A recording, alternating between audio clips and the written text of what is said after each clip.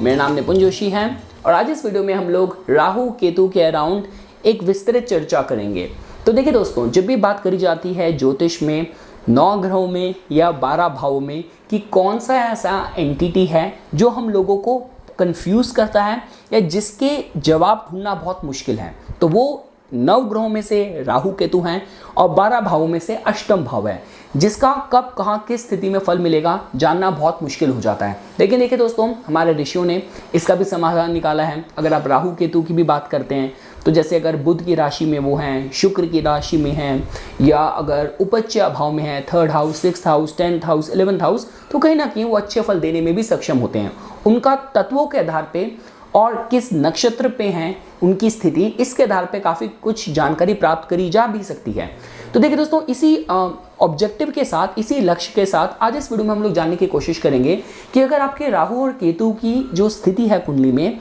विभिन्न राशियों में है और उन राशियों का जो तत्व है उसके आधार पे इनके जो गुण क्वालिटीज़ हैं वो किस तरीके से अपने को व्यक्त कर सकती है, आज इस वीडियो में हम लोग वही जानने की कोशिश करेंगे। तो देखिए दोस्तों, अगर हम लोग तत्वों की बात करें तो जो अग्नि तत्व की राशियां हैं वो होती हैं आपकी 159, मतलब मेष हो गया, सिंह हो गया और धनु हो गया। इसके बाद हम लोग अगर पृथ्वी तत्व की राशियों की बात करें वो होती हैं आपकी वृषभ हो गया, कन्या हो गया और आपकी मकर हो गया। इसके बाद वायु तत्व की जो राशियां हैं वो होती हैं आपकी मिथुन राशि हो गई, तुला राशि हो गई और कुंभ राशि हो गई। और लास्टली दोस्तों, जो जल तत्व की राशियां हैं वो होती हैं आपकी कर्क हो गई, वृश्चिक हो गई और मीन हो गई। तो देखिए दोस्तों, इन्हीं तत्वों के आधार पे अगर आप लोगों ने पाया कि राहु केतु की स्थिति विभिन्न राशि में है तो किस तरीके से जो उनका आकस्मिक फल देने का तरीका है, उसके जो उसके तार हैं, उसकी जो जड़ है कैसे जुड़ी है, आज इस वीडियो में हम लोग वही जानने की कोशिश करेंगे। क्योंकि देखिए दोस्तों, जब भी हम लोग बात करते हैं राहु और केतु की, देखिए उनका आपकी कुंडली में सशक्त होना इसी विषय में बताता है कि कहीं ना कहीं प्रकृति या जो 3rd पावर है वो आप पे बहुत स्ट्रांगली ऑपरेट करती है। देखिए दोस्तों, राहु और केतु का कुंडली में मजबूत होना इसी विषय में बताता है कि वो जातक की जो फ्री विल है वो बहुत नीचे ले जाते हैं कि आप अपने जीवन को अपने माध्यम से शायद कंट्रोल ना कर पाएं और जीवन में जो भी घटित इवेंट्स होंगे वहाँ पे मतलब आपका से नहीं होगा। जब प्रकृति चाहेगी, कुदरत चाहेगी,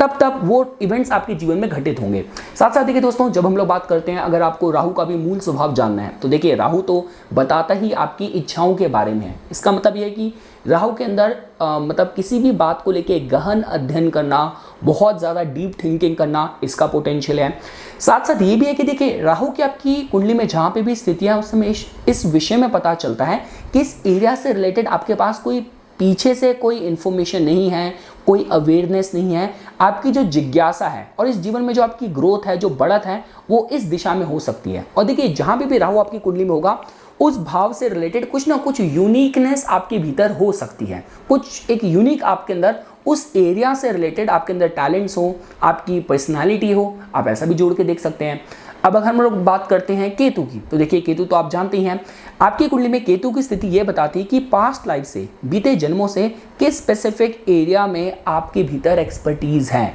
ये तो कुछ वो टैलेंट है जो आपके भीतर हैं, आपको थोड़ा सा ही काम करना है, अपना आप ही उजागर हो जाएंगे। साथ ही साथ देखिए दोस्तों, केतु को हम लोग जितनी भी रहस्यमयी शक्तियाँ हैं, रहस्यमयी दुनिया है, जो सोल स्पिरिट वर्ल्ड है, उसके साथ कहीं ना कहीं केतु को कुंडली में जोड़ के देखा जाता है। अब देखिए दोस्तों, अगर आपको उनका पॉजिटिव नेगेटिव समझना हो तो देखिए बहुत ही स्वाभाविक सी बात है, राहु पॉजिटिव काम कर रहा हो आपको साइंटिस्ट बना सकता है, आपको जीनियस बना सकता है। वही राहु अगर नेगेटिव काम कर रहा हो तो ये आपको हर तरीके का मानसिक अवसाद भी दे सकता है। पर देखिए, जो भी लोग बहुत कम समय में तीव्र गति से जीवन में वृद्धि करते हैं, बढ़त पाते हैं, वहाँ पे राहु का पॉजिटिव एनर्जी काम कहीं ना कहीं कर रही होती है। और देखिए साथ ही साथ जो भी विदेशी चीज़ें हैं, बुरी संगत हैं, बुरी लत है, वो भी राहु से जोड़ के देखी जाती है। केतु की बात करेंगे तो देखिए केतु तो अपने में ही बहुत बड़ा परिवर्तन बहुत कम समय में केतु करने में सक्षम है। और देखिए फर्क सिर्फ इतना होता है कि देखिए राहु एक कड़ी से दूसरी कड़ी जोड़ता है, धीरे धीरे आपके लाइफ में उन परिस्थितियों तक आपको पहुंचाता है। पर अगर केतु की बात करी जाए तो एक स्ट्राइक में आपके जीवन का जो पूरा परिवर्तन कर दें, यह सक्षमता केतु के पास ही है। पर देखिए दोस्तों, साथ साथ जब हम लोग बात करते हैं कि केतु को ध्वजा कारक बोला जाता है, तो आपके अंदर किसी फील्ड को लेके एक स्पेसिफिक हुनर हो, उस फील्ड के आप एक ऐसे चमकते सितारे हैं कि जहाँ पे आपको कोई इग्नोर नहीं कर सकता, कोई आपको अवॉइड नहीं कर सकता, कोई आपको भुला नहीं सकता। इस तरीके का टैलेंट्स और एक्सपर्टीज़ भी कहीं ना कहीं हम लोग केतु के साथ ही जोड़ के देखते हैं। तो ये देखिए दोस्तों, मैंने आप लोगों को थोड़ा राहु और केतु के जो क्वालिटीज़ हैं उनके विषय में बताया। अब जैसा कि मैं आपको बोल रहा था कि देखिए, राहु और केतु जब कुंडली में स्ट्रांग होते हैं तो प्रकृति आपके साथ बहुत स्ट्रांगली ऑपरेट करती है। अब देखिए, फ़र्क सिर्फ इसी पे पड़ेगा कि क्या आपकी चेतना इतनी जागृत है कि किस तरीके से जो भी कलेक्टिव कॉन्शियसनेस चेतना में जिस भी तरीके से एनर्जी ऑपरेट कर रही है, क्या आपके साथ आप उसके साथ ब्लेंड हो सकते हैं, नहीं हो सकते। आपका कितना स्ट्रॉन्ग कनेक्शन है प्रकृति से, ये भी हमें राहु और केतु की कुंडली में स्थिति देख के ही पता चलता है। देखिए दोस्तों, जब आपके जीवन में कोई भी एक स्पेसिफिक एंगल पे अगर ब्लॉकेज होगी तो हमें, देखिए मैं खुद एस्ट्रोलॉजी की फील्ड में इतने सालों से हूँ, इतने सालों से कंसल्टेशन कर रहा हूँ, तो किसी की कुंडली खोलते ही हमें एकदम देख के पता चल जाता है कि यहाँ पे जो प्रॉब्लम्स हैं, यहाँ पे नेटिव की अपनी उसकी कुछ इस जन्म के कुछ कर्म नहीं है। यहाँ पे कुछ ऐसी प्रॉब्लम्स हैं कि जहाँ पे उसको अपने को ब्लेम तो बिल्कुल ही नहीं करना चाहिए, क्योंकि जो भी कुछ हो रहा है उसके जीवन में, जहाँ भी ब्लॉकेज है, वहाँ पे थर्ड पावर रिलेटेड प्रॉब्लम कहीं की चल रही है। देखिए, मैं आपको बहुत ही सिंपल सा एग्जांपल देता हूँ। अभी जैसे कुछ दिन पहले जैसे अभी सूर्य ग्रहण था, तो मतलब उस दिन सोमवती अमावस भी थी, तो बहुत सौभाग्य मुझे मिला कि नोएडा से हर की पौड़ी हरिद्वार जाने का मौका मिला, गंगा मैया के दर्शन करने का, वहाँ पे डुबकी लगाने का मौका मिला, जो कि ऐसे पर्वों पे बहुत अच्छा कहा जाता है, रिकमेंड करा जाता है। और देखिए, होता क्या, देखिए जब भी प्रकृति में इस तरीके की परिस्थितियाँ बनती हैं और आपके जन्म के समय आपकी कुंडली में भी ऐसे योग हों, आपकी कुंडली में पितृदोष हैं, आपकी कुंडली में चंद्र पे राहु केतु शनि का मेलेफिक प्रभाव है, तो बोला जाता है उस समय पे आप अगर ग्रह दोष शांति निवारण पूजा कराएं तो आपको अच्छे फल मिलते हैं। और साथ ही साथ देखिए दोस्तों, जैसा मैं कह रहा था आपको कि अगर आपकी कुंडली में इस तरीके का कार्मिक अलाइनमेंट हो तो उसके जो प्रॉमिस हैं, जो उसके वैलिडेशन है, आपको मल्टीपल जगह से मिलेंगे। देखिए, अगर हम बात करते हैं कि नरेंद्र मोदी जी को सफल होना था, या आप बात करते हैं मतलब जो बाइडन को या डोनाल्ड ट्रंप को अगर फेमस होना था, तो उनकी कुंडली में सिर्फ एक योग नहीं होगा, वो मल्टीपल जगह से आपको प्रॉमिस आता दिख रहा होगा। अब जैसे मैं आपको एक कार्मिक चार्ट की बात बता रहा था, मैंने हाल फिलहाल में मैंने जिनका अभी कंसल्टेशन करी, अब उनके केस में क्या था, उनकी डेट ऑफ बर्थ में मूलांक और भाग्यांक, मूलांक आपका डेट ऑफ बर्थ है, भाग्यांक कंप्लीट डेट ऑफ बर्थ को मिलाते हैं, दोनों 7 नंबर के थे। लग्नेश कुंडली में लगन चार्ट में लग्नेश अष्टम भाव में बैठा था, अष्टम का केतु था, उसकी दशा भी चल रही थी। साथ साथ अगर उनका पंचांग भी देखें तो उनका शुक्ल अष्टमी का जन्म था, चंद्र नक्षत्र पुनर्वासु था। पुनर्वासु वाले बेचारे बार बार ट्राई करते रहते हैं जीवन को सेटल करने में। योग उनका शायद अतिगंध था, करण उनका विष्टि था। तो देखिए, जब इस तरीके के कुछ अलाइनमेंट होते हैं तो आपको मल्टीपल जगहों से इसके आंसर्स मिलते हैं। तो देखिए दोस्तों, ये मैं आप लोगों को थोड़ी बातें मतलब राहु केतु से रिलेटेड बता रहा था। अब हम लोग बात करेंगे कि अगर आपको जानना हो कि राहु केतु की एनर्जी किस इंटेंसिटी, किस इंटेंट के साथ आपके जीवन में व्यक्त होती है, उसमें आप इसको तत्वों के आधार पे कैसे जोड़ सकते हैं फलित के समय। तो देखिए दोस्तों, बहुत ही स्वाभाविक सी बात है। सबसे पहले हम लोग लेते हैं अग्नि तत्व की राशियां। तो सपोज कीजिए अगर आपने पाया कि जो आपकी कुंडली में राहु की स्थिति है वो अग्नि तत्व की राशियों में है, वो मेष में है, सिंह में है, धनु में है, तो किस विषय में बताता है। देखिए दोस्तों, अगर राहु अग्नि तत्व की राशियों का होता है तो ये बात तो पक्की हो जाती है कि राहु के जो फल देने की क्षमता है वो बहुत ज़्यादा बढ़ जाती है। मतलब यहाँ पे जो भी राहु एक्ट करना चाहेगा आपके जीवन में, और जो भी नया आइडियाज़ आपके जीवन में आएंगे, उनकी जो मतलब जो वो विंडो ऑफ अपॉर्चुनिटी है वो काफ़ी कम समय के लिए खुली होगी। अगर आपने सही समय पे उस पर एक्ट कर लिया तो आप उसके शायद अच्छे फल ले भी लें। अब देखिए दोस्तों, काफ़ी कुछ इस पर भी डिपेंड करता है कि जो राहु का डिस्पोजिटर है उसकी स्थिति कुंडली में कैसी है, वो कितना मजबूत है। क्या आपकी कुंडली में राहु तो बैठा अग्नि तत्व की राशियों में है, क्या उसके साथ कोई दूसरा ग्रह जो इसी बहुत ही तेजोमान ग्रह है, जैसे सूर्य हो गया, मंगल हो गया, बृहस्पति हो गया, क्या उनमें से किसी की युति है? तो इस विषय में बताएगा कि हाँ, आपका जो राहु है वो बहुत ही डायनामिक है, बहुत ही फोर्सफुल है, लीडरशिप क्वालिटीज़ आपके अंदर बहुत स्ट्रांग है, और जो भी आपको जीवन में पाना है, जो भी आपको बनना है जीवन में, उसमें करने के लिए ये जो डायनामिज्म है, अग्नि तत्व का जो तेज है, ये आपके अंदर होना चाहिए। तो कभी भी किसी लीडरशिप को लेने से, पोजीशन को लेने से घबराइएगा मत। कोई भी नया काम आपको स्टार्ट करना है, वहाँ पे आपको जोखिम दिख रहा है, उससे घबराइएगा मत, क्योंकि ये राहु आपको इसी अप्रोच और एटीट्यूड के साथ आपको अच्छे फल देगा। और देखिए दोस्तों, जब हम लोग बात करते हैं कि अगर आपका सपोज कीजिए राहु अगर अग्नि तत्व की राशि का है तो जनरली बोला जाता है कि रेमेडीज़ के तौर पे भी मतलब जो व्रत रखना, अब आप राहु के लिए भगवान काल भैरव के व्रत रख सकते हैं, भगवान शिव के व्रत रख सकते हैं, माँ सरस्वती की आराधना कर सकते हैं, माँ दुर्गा की आराधना कर सकते हैं। तो अग्नि तत्व का अगर राहु है तो बोला जाता है कि आपका हवन हो गया या आपका जो व्रत रखना फास्टिंग एक अच्छा उपाय एटीट्यूड कहा जाता है। अब सपोज कीजिए अगर आपका राहु अगर अग्नि तत्व की राशियों का है तो उसका मतलब उसके ऑपोजिट आपको क्या राशि मिलेगी, आपको उसके ऑपोजिट मिलेगी आपको वायु तत्व की राशि मिलेगी। इसका मतलब अगर सपोज कीजिए अगर आपका केतु की स्थिति अगर आपने पाया कि या तो मिथुन में है या तो तुला में है या तो आपकी कुंभ में है, तो ये किस विषय में बताएगा। देखिए दोस्तों, जैसा मैंने आप लोगों को बताया था कि केतु की जो कुंडली में स्थिति होती है वो इस विषय में बता दे कि पास्ट लाइफ से कौन से ऐसे टैलेंट्स हैं, कौन सा ऐसा कर्म है जो आपके साथ जुड़ा हुआ आया है। तो देखिए इससे में इस विषय में पता चलता है कि जनरली देखा गया है कि जब भी हम लोग आपके जीवन में सफलता में जो भी लोगों के साथ आपके संबंध बनेंगे, जो भी आपके इंटेलेक्चुअल टैलेंट्स होंगे, स्पेशल आपकी लाइकिंग होगी किसी सब्जेक्ट को लेके, वहाँ पे आपका इसका पास्ट लाइफ से स्ट्रॉन्ग कनेक्शन हो सकता है। क्योंकि देखिए दोस्तों, वायु तत्व की राशियों को बोला ही यात्राओं के साथ, नए मतलब अवसरों के साथ, आपको नई नई अपॉर्चुनिटी अवसर मिलते रहें, आपके समाज में कितने आपके लोगों के साथ आपके कनेक्शंस हैं, इन सब के साथ जोड़ के देखा जाता है। तो देखिए ये बात तो पक्की है कि अगर आपका केतु इनमें से किसी भी वायु तत्व की राशि का हुआ तो ये भी हो सकता है कि आपके अंदर कोई ऐसे इंटेलेक्चुअल एकेडमिक टैलेंट्स हो सकते हैं जो पूर्व जन्म से ही आपकी आत्मा आपके साथ लेके आई है। दूसरी चीज़ ये होती है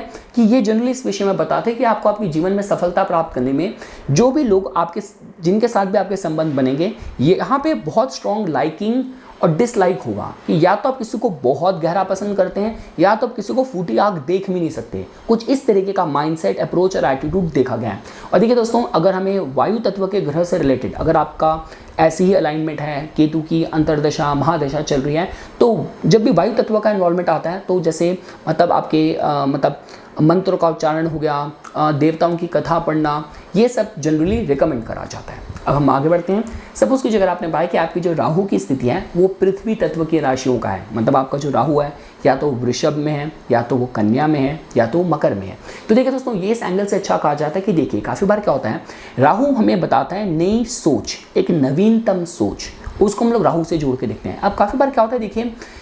वो ऐसे लोग होते हैं कि जिनको कोई आइडिया आया, उन्होंने देखिए राहु तो फेम भी देता है, शॉर्ट स्पैन में आपने वो फेम एंजॉय करी, आपने उस आइडिया पे थोड़ा बहुत काम करा फिर उसको छोड़ दिया। लेकिन पृथ्वी तत्व की खास बात क्या होती है, जो भी चीज़ हमें मिलती है उसको कैसे हम रिटेन कर सकें, उसको अपने पास रोक सकें। और देखिए दोस्तों, अब चाहे आपका राहु पृथ्वी तत्व की राशि में होने से या तो वृषभ का होगा या तो वो कन्या का होगा या तो वो मकर का होगा, और ये तीनों ही राशियाँ और जो ये मतलब काल पुरुष कुंडली के जो भाव इनसे जुड़े हुए हैं यहाँ पे, और इनके साथ राहु का जो इन्वॉल्वमेंट है अच्छा कहा जाता है। तो जिससे एक बात तो देखिए पक्की है कि इस अलाइनमेंट के साथ आपके अंदर जो भी आपकी पर्सनालिटी में जो भी यूनिकनेस है, आपके मन में आते जो भी ख्याल हैं, उनको कुछ बिल्ड कर देना किसी बिजनेस फॉर्मेट में, उनको लेके कुछ एम्पायर बिल्ड करना, कुछ नई चीज़ खड़ी कर देना, ये सक्षमता आपके भीतर रहने वाली है। तो ये देखिए जो प्लेसमेंट है, मैं इसको अगर आपका राहु अगर पृथ्वी तत्व का है तो इसको one of the best combination कहा जा सकता है। अब देखिए दोस्तों, अगर आपका राहु हुआ पृथ्वी तत्व की राशियों का, अब हम आते हैं ऑपोजिट साइड में, तो इसका मतलब केतु होगा आपका जल तत्व की राशि का। तो अब चाहे केतु आपका कर्क का है, केतु आपका वृश्चिक का है या आपका मीन का है, ये प्लेसमेंट अच्छी की जाती है। देखिए दोस्तों, इस समय इस विषय में पता चलता है कि आपके भीतर जो आपका इंट्यूटिव एस्पेक्ट है, जो आपकी चेतना है, वो बहुत एक पके हुए फल की तरह है। यहाँ पे देखिए क्या बोला जाता है, मैंने आपको कहा कि केतु को आप प्रकृति के साथ भी जोड़ के देख सकते हैं, और वो आपकी चेतना किस लेवल पे प्रकृति से कनेक्ट होती है, तो वो इंट्यूटिव लेवल पे कनेक्ट होती है। तो जनरली कहा जाता है कि जिन भी लोगों का केतु अगर सपोज कीजिए फॉर एग्जांपल अगर जल तत्व की राशि का है, तो मतलब एक काम स्टेट ऑफ माइंड होना बहुत ज़रूरी है। किस तरीके से आप अपने चित्त को मंत्र, साधना, ध्यान के द्वारा शांत रखें, उतना ज़्यादा केतु आपके लिए पॉजिटिव काम करना शुरू कर देगा। और देखिए साथ साथ दोस्तों, काफ़ी बार देखा गया है कि इस अलाइनमेंट के साथ अगर जातक किसी भी तरीके से, जहाँ पे हम थेरेपी की बात करते हैं, हीलिंग की बात करते हैं, कला की बात करते हैं, यात्राओं की बात करते हैं, ये सारा जो एस्पेक्ट है इनसे केतु खुश रहता है। मतलब जनरली बोला गया है कि मतलब जैसे केतु के रेमेडीज़ में जैसे डॉग्स हो गया, मछली को दाना हो गया, जल तत्व के उसके किनारे रहना, कोई बीच हाउस वगैरह आपका है, तो ये सारी चीज़ें जनरली अगर आपका केतु जल तत्व की राशियों का है तो आपके लिए अच्छा काम करता हुआ देखा गया है। और देखिए दोस्तों, जो रेमेडीज़ के तौर पे भी कहा जाता है कि इसके लिए हम बोलते हैं कि आपका जो औषधि स्नान है तो ये अच्छा कहा जाता है। और जैसे मैंने आपको कहा, जैसे सोमवती अमावस थी, आपके घर के आसपास कोई भी ऐसा धाम है जहाँ पे आप मतलब देव दर्शन उस दौरान कर सकें, या मतलब किसी भी होली पवित्र नदी में आप स्नान करें, दर्शन करें, तो ये भी जनरली अच्छी रेमेडी कही जाती है। अब देखिए दोस्तों, इसके बाद अगर बात करी जाए कि अगर आप सपोज़ कीजिए फॉर एग्जांपल आपके जो राहु हैं वो आपके वायु तत्व की राशियों के हैं, इसका मतलब कि आपके जो राहु की स्थिति है या तो मिथुन में है, या तो वो आपकी तुला में है, या तो फिर आपकी वो कुंभ के हैं। तो देखिए दोस्तों, जैसे मैंने आपको कहा कि अगर राहु की स्थिति इन भावों में होती है, इन राशियों में होती है स्पेसिफिकली, ये अच्छा साइन है। ये हमें इस विषय में बताते हैं कि जो आपकी सोच है यहाँ पे बहुत ही मतलब किसी भी नए आइडिया पे आपको काम करना है, आपकी फील्ड ऐसी है। देखिए, हम लोग बोलते हैं कि बुध को इंटेलिजेंट बोलते हैं पर राहु को जीनियस बोलते हैं, तो यहाँ पे मेंटल लेवल पे काम हो रहा है। तो देखिए, राहु को जोड़ा ही जाता है रिपीटेटिव थिंकिंग से। पर अच्छी बात क्या है कि अगर आपका राहु वायु तत्व की राशि का है तो यहाँ पे थोड़ा सा मेडिटेशन के द्वारा अपनी थिंकिंग को कंट्रोल कर सकते हैं और एक फ्यूचरिस्टिक विजन रख के कब कौन सा नया आइडिया आपके दिमाग में आए उस पर आप काम करें, सही संबंध आपके लोगों से बने, अच्छे आपके कनेक्शंस बने, उनके साथ जोड़ के देखा जाता है। तो यहाँ पे जनरली बोला जाता है कि अगर आपका राहु वायु तत्व की राशि का है तो रिपीटेटिव थिंकिंग और ओवर थिंकिंग के तो आप शिकार होंगे, लेकिन वो थिंकिंग पॉजिटिव भी होगी। देखिए, कौन कहता है कि ऑब्सेशन गलत होती है? अगर ऑब्सेशन सही कारणों के, सही चीज़ों के लिए, तो वो ऑब्सेशन आपकी लाइफ में सबसे बड़ी ब्लेसिंग और गिफ्ट की तरह है। तो इस तरीके से आप इसको जोड़ के देख सकते हैं। और देखिए दोस्तों, अगर वायु तत्व की राशि है, राहु के उपाय करने हैं, तो यहाँ पे मंत्र उपासना पे काफ़ी जोर दिया जाता है। मतलब देवताओं की कथा पढ़ना, इस पर काफ़ी जोर दिया जाता है। अब हम दोस्तों देखें, अगर आपका राहु अगर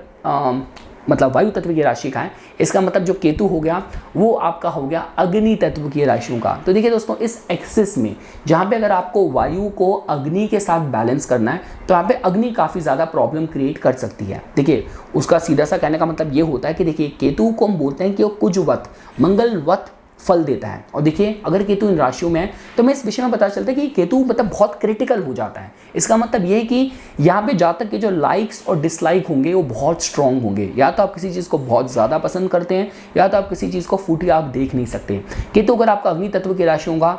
तो हमें इस विषय में भी पता चलता है कि आप अपने जीवन में कुछ बहुत स्ट्रॉन्ग फर्म डिसीजन लेने में सक्षम होंगे। मतलब अगर आपको कोई एक बड़ी पोजीशन दे दी जाए, बड़ी जिम्मेदारी दे दी जाए, जिसको पूरा करने के लिए आपको कुछ हार्ड डिसीजन लेने हो, तो शायद उसमें भी आप संकोच ना करें। और देखिए दोस्तों, काफ़ी बार ये भी देखा जाता है कि अगर आपके केतु अग्नि तत्व की राशि होंगे तो कुछ पूर्व जन्म में भी आपने ऐसे कर्म करे हो सकते हैं कि जहाँ पे पावर आपके पास हो, कुछ डायनामिक आपने रोल पे आपने काम करा हो, या नए आइडिया और इंस्पिरेशन पे काम करना, अपने कर्मों से लोगों को मतलब कहते हैं कि दिशा देना, तो ये उसकी तरफ भी थोड़ा सा हमें संकेत देता है। और साथ साथ देखिए दोस्तों, अगर आपका केतु अग्नि तत्व की राशियों का है तो यहाँ पे हम लोग इस बात पे जोर देते हैं कि उपायों के तौर पे जो हवन हो गया या व्रत हो गया, जैसे केतु के लिए आप भगवान गणेश के व्रत भी कर सकते हैं, ये अच्छे कहे जाते हैं। अब हम आते हैं दोस्तों, आगे बढ़ते हैं। अगर आपने बताया कि आपका जो राहु है वो आपका जल तत्व की राशियों का है, मतलब राहु आपका या तो कर्क का है, वृश्चिक का है, या मीन का है। तो देखिए दोस्तों, जल तत्व के राहु को इतना अच्छा नहीं कहा जाता। वो इस विषय में कहा जाता है कि देखिए, राहु अपने में ही ओवर थिंकिंग का कारक है। अगर राहु को आपने बिठा भी दिया ऐसे तत्वों में जहाँ पे बहुत ज़्यादा मूडीनेस है, जहाँ पे बहुत ज़्यादा वेव्स हैं, तो ये राहु थोड़ा सा किसी को ओवर थिंकिंग का शिकार कर सकता है। लेकिन देखिए दोस्तों, अच्छी बात ये है कि अगर आपने अपने को पूरी तरीके से प्रकृति से जोड़ा हुआ है, आपका जो लाइफस्टाइल है, जनरल लाइफस्टाइल में वहाँ पे मतलब अगर आप बात करें, मतलब पौधों को पानी देना, वृक्षारोपण करना, या बीच के आसपास मतलब आपको ट्रैवल करना, बीच पे विजिट करना, पानी के आसपास रहना आपको अच्छा लगता है, अगर वो थेरेपेटिक लगता है, तब ये जो राहु है शायद आपके लिए अच्छा भी काम करे। पर हाँ दोस्तों, देखिए, जब भी हम लोग बात करते हैं कि राहु अगर जैसे राहु किसी को एक्सट्रीम पर्सनैलिटी दे सकता है, तो यहाँ पे जो आपके अंदरूनी जो भावनाओं का उमाड़ है, अगर राहु आपने पाया कि जल तत्व की राशियों का है, ये चीज़ें थोड़ी ज़्यादा बढ़ जाती हैं। तो जिसमें स्पेसिफिकली हम बोलते हैं कि अगर कोई बातें आपको अच्छी लगती हैं या आपको बहुत ज़्यादा हर्ट कर देती हैं, तो उससे बाहर निकलने में शायद आपको थोड़ा ज़्यादा सा ज़्यादा समय लग जाए। और ख़ास कर देखिए दोस्तों, जब भी प्रकृति में असंतुलन आप पाएंगे, पूर्णिमा की बात की जाए, अमावस की बात की जाए, ग्रहण की बात की जाए, तब थोड़ा सा आपको अपनी चेतना का, अपनी मेंटल हेल्थ वेलबींग का ध्यान देने की ज़रूरत है। लेकिन देखिए दोस्तों, अच्छा है, बोला जाता है कि जनरली कि अगर आपका राहु अगर जल तत्व की राशियों का है तो जनरली रिकमेंड करा जाता है कि कोई भी जो मतलब अगर आपको लगता है कि ओवर थिंकिंग से आप परेशान हैं, या जीवन में आपको क्लैरिटी नहीं मिल रही, नए विचार दिमाग में नहीं आते, तो जनरली बोला जाता है कि जल तत्व के एलिमेंट को यूज़ कीजिए। मतलब जितना आप यात्राएँ करेंगे, ध्यान मेडिटेशन करेंगे, कला से जुड़ेंगे, उतना कहीं ना कहीं आप अपनी एनर्जीज़ को सही तरीके से उनके साथ डील कर पाएंगे। तो ये देखिए दोस्तों, हमने राहु का डोमेन समझा। अब सपोज कीजिए फॉर एग्जांपल राहु अगर जल तत्व के डोमेन पे है तो उसका मतलब उसके ऑपोजिट उसको बैलेंस करेगा केतु, जो कि पहुंच जाएगा फिर पृथ्वी तत्व की राशियों में, जहाँ पे वृषभ की बात की जाए या आपकी कन्या की बात की जाए या मकर की बात की जाए। तो देखिए दोस्तों, हम जीवन का जो पदार्थवादी एस्पेक्ट है उसको हम लोग कहीं ना कहीं पृथ्वी तत्व की राशियों के साथ जोड़ के देखते हैं। तो देखिए इस विषय में बताता है कि कहीं ना कहीं देखिए जातक के अंदर कुछ खास बातें आपको उसके व्यक्तित्व में मिलेंगी। जैसे सबसे पहली चीज़, जब भी हम लोग पृथ्वी तत्व की बात करते हैं, यहाँ पे जीवन में जो चीज़ हमें सिक्योरिटी देती हैं, जो चीज़ें स्टेबिलिटी देती हैं, उसको पृथ्वी तत्व का जो एलिमेंट है, जो राशियाँ हैं, वो उसका प्रतिनिधित्व करती हैं। अब अगर केतु को आपने यहाँ पे बिठा दिया तो ये ऐसा हो सकता है कि जातक को इस लाइफ के एस्पेक्ट में थोड़ा सा स्ट्रगल करना पड़े। और देखिए दोस्तों, यहाँ पे देव कृपा इस तरीके से काम करती है। देखिए आपने काफ़ी ऐसे लोग देखे होंगे जो वैसे तो हो सकता है कि किसी तरीके से हैंडीकैप के शिकार हों या विकलांगता के शिकार हों, लेकिन भगवान ने उसी इंसान को बहुत अच्छी मतलब बोलने की या संगीत कला की गिफ्ट दे रखा हो, ब्लेसिंग दे रखी हो। तो यहाँ पे जनरली देखा जाता है कि अगर जातक के केस में आपने अलाइनमेंट में कुछ इस तरीके के संकेत पाए तो आप ये बोल सकते हैं कि राहु केतु का एक्सिस उसके लिए पॉजिटिव फेवरेबल काम कर रहा है। कि जहाँ पे आप देखेंगे कि मतलब जो आपका लाइवलीहुड है, जो आपकी फील्ड आपने प्रोफेशन के लिए चूज़ करी है, बहुत ही यूनिक है। और मतलब इरिस्पेक्टिव ऑफ द फैक्ट कि आप उस पर कितना अटेंशन दे रहे हैं नहीं दे रहे, पर वो टैलेंट्स हैं, वो एक्सपर्टीज़ हैं जो आप ही के भीतर है और बहुत ही स्वाभाविक तरीके से खुद से प्रकट हुआ है। तो कुछ इस तरीके से भी आप पृथ्वी तत्व के केतु के साथ फलित को और फल को जोड़ के देख सकते हैं। और देखिए दोस्तों, जब हम लोग बात करते हैं, अगर आपको मतलब कोई भी पृथ्वी तत्व के राशि वाले ग्रह के उपाय करने हो तो जनरली बोला जाता है कि वहाँ पे आप रत्न पहन सकते हैं, कोई मेटल पहन सकते हैं, कोई यंत्र रख के उसकी पूजा कर सकते हैं। तो केतु के लिए लहसुनिया जैसे बोला जाता है, तो ये सारी चीज़ें अप्रोच भी आप इसको यूज़ कर सकते हैं। तो ये कुछ बातें थी दोस्तों जो आज मैं इस वीडियो में आप लोगों के सामने प्रस्तुत करना चाहता था। इसी तरीके की वीडियोस की समय समय पर अपडेट प्राप्त करने के लिए कृपया करके मेरा यूट्यूब चैनल सब्सक्राइब कीजिए और मेरा इंस्टाग्राम अकाउंट को फॉलो कीजिए। धन्यवाद।